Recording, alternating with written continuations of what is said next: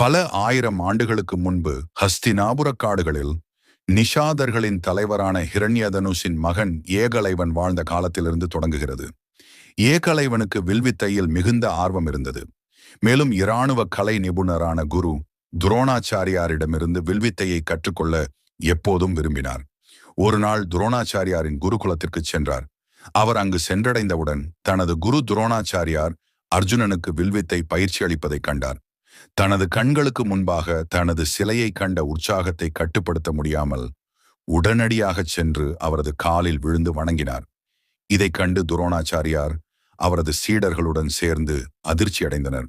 "வணக்கம் குழந்தாய், நாம் இதற்கு முன்பு சந்தித்ததில்லை என்று நினைக்கிறேன். நீ யார்? ஏன் என் கால்களை தொடுகிறாய்?" என்று துரோணாச்சாரியார் கேட்டார். "ஐயா" என்று ஏகலைவன் பதிலளித்தான். "நான் ஏகலைவன், நிஷாத தலைவரின் மகன். என் வாழ்நாள் முழுவதும் நான் உங்களை வணங்கி வருகிறேன். மேலும் உங்களிடமிருந்து வில்வித்தை கற்றுக்கொள்வது எனது கனவு. தயவு செய்து நான் உங்களிடமிருந்து கற்றுக்கொள்ள உங்கள் குருகுலத்தில் அடைக்கலம் புக அனுமதியுங்கள்." இதை கேட்டு துரோணாச்சாரியார் அதிர்ச்சியடைந்தார். அவர் எதுவும் சொல்வதற்கு முன்பே, "அர்ஜுனன், உனக்கு பைத்தியமா? அவர் அரச குடும்பங்களின் ஆசிரியர் என்பதும் உங்களைப் போல மற்றவர்களுக்கு கற்பிக்க முடியாது என்பதும் உனக்கு தெரியாதா?" என்று பேசினான். கொஞ்சம் யோசித்த பிறகு துரோணாச்சாரியார், "அர்ஜுனன் சொல்வது சரிதான் சின்னவனே. நான் ஒரு அரச குரு. வேறு யாருக்கும் நான் கற்பிக்க முடியாது. அதனால் நான் உனக்கு கற்பிக்க முடியாது" என்றார்.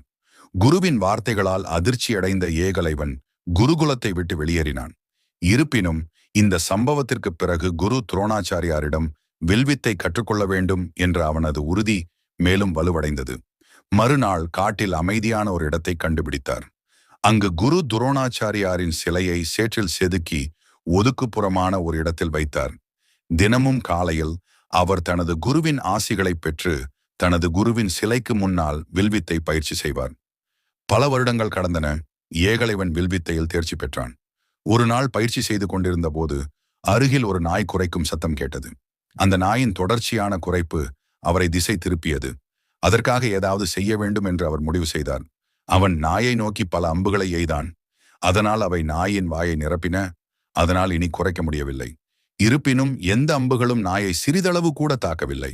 அந்த நிலையில் இருந்த நாய் குரு துரோணாச்சாரியாரின் குருகுலத்தை அடைந்ததும் காட்டில் சுற்றித் திரியத் தொடங்கியது. துரோணாச்சாரியாரும் அவரது மாணவர்களும் நாயை கண்டு வியந்தனர். "யார் இதை செய்தார்கள்?" என்று துரோணாச்சாரியார் ஆச்சரியப்பட்டார். "வில்வித்தையில் தேர்ச்சி பெற்ற ஒரு திறமையான வில்லாளியால் மட்டுமே இவ்வளவு முழுமையுடன் குறிவைக்க முடியும்."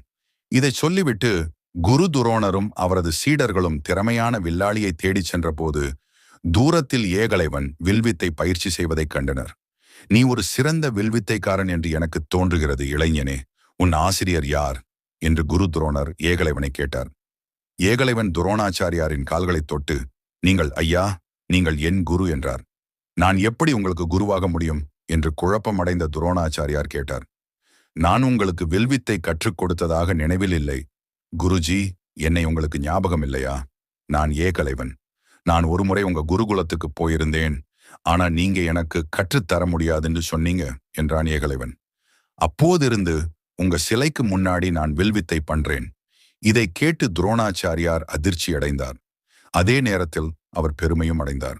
சிறந்த வில்லாளியாக அர்ஜுனனை எளிதில் மிஞ்சும் திறன் ஏகலைவனுக்கு உண்டு என்பதை அவர் அறிந்திருந்தார். இருப்பினும் ஒரு அரச ஆசிரியராக ஏகலைவனின் திறமை அவரை ஒரு கடினமான சூழ்நிலையில் தள்ளும். ஏனெனில் ஒரு தலைவரின் மகனால் அவரது வழிகாட்டுதலின் கீழ் ஒரு அரச இளவரசனை மிஞ்ச முடியாது. "சரி, அப்படியானால் நீங்கள் எனக்கு என் குரு தட்சிணை கொடுக்க வேண்டும். உங்களுக்கு கற்பித்ததற்காக எனது பரிசு" என்று துரோணாச்சாரியார் ஒரு இடைநிறுத்தத்திற்கு பிறகு கூறினார். "குரு தட்சிணை தருவது என் பாக்கியம், என் குருவே" என்று ஏகலைவன் கண்களில் மகிழ்ச்சியுடன் சொன்னான். "சொல்லுங்கள், நான் உங்களுக்கு என்ன கொடுக்க முடியும்?" "உங்கள் வலது கட்டை விரலை எனக்கு தர வேண்டும்" என்று துரோணாச்சாரியார் கூறினார். ஏனெனில் அது எதிர்காலத்தில் வில்வித்தை செய்ய இயலாது என்பதை அவர் அறிந்திருந்தார்.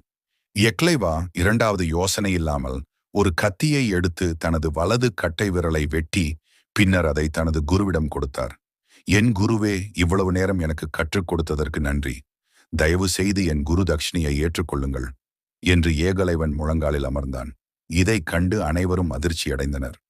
"உன்னை நினைத்து நான் பெருமைப்படுகிறேன்" என்று குரு துரோணாச்சாரியார் புன்னகையுடன் கூறினார். உன் கட்டை விரல் இல்லாவிட்டாலும் நீ ஒரு சிறந்த புகழ்பெற்ற வில்லாளியாக இருக்க நான் உன்னை ஆசீர்வதிக்கிறேன். உன் குருவுக்கு நீ எப்பொழுதும் பக்தியின் ஒரு மாதிரியாக இருப்பாய்.